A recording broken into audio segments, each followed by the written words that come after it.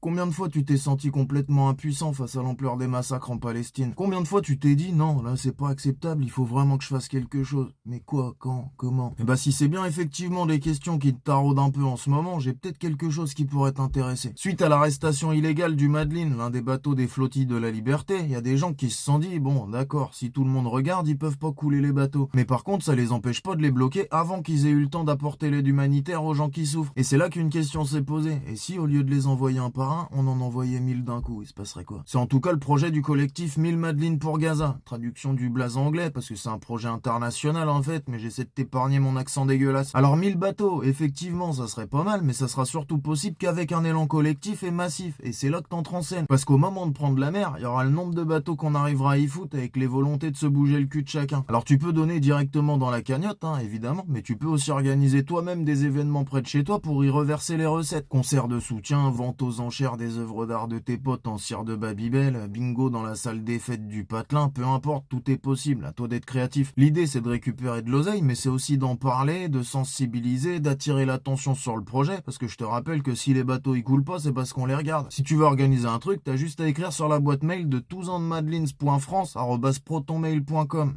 Oui, bah, je t'avais prévenu. Tu leur expliques vite fait ce que tu veux faire, puis comme ça, ils peuvent l'annoncer, relayer et donner de la visibilité via les réseaux de la délégation française du projet. Je vais te foutre le Linktree quelque part, là. Selon le réseau où tu regardes cette vidéo, ce sera pas au même endroit, mais tu vas chercher un peu, je te fais confiance. Disons que là, t'as plus vraiment d'excuses. Les cagnottes, on maîtrise, ça fait des mois qu'on en fait tourner. Tu sais que tu peux mettre, même si c'est qu'un peu, parce qu'un peu plus un peu, à la fin, ça devient un bateau de plus pour tenter de percer le blocus. Les concerts, bon, c'est toujours un peu chiant à organiser quand il connaît que dalle. Faut trouver une salle, une sono, mais c'est quand même plutôt cool comme type d'événement. Puis si tu veux pas t'emmerder, bah tu fais un pique-nique dans un parc avec du cake aux olives et des pestacs de saltimbanque à prix libre, un concours de pétanque ou une course de ventre-église dans une rue en pente, j'en sais rien, mais il y a des trucs qui devraient pas te prendre 3 jours à foutre en place. Bref, soutien à l'initiative et force à celles et ceux qui se bougent et dont tu peux aujourd'hui faire partie. C'est une action qui doit absolument être énorme pour pas être un coup d'épée dans l'eau, alors hésite pas à la faire grossir parce qu'elle a besoin de toi.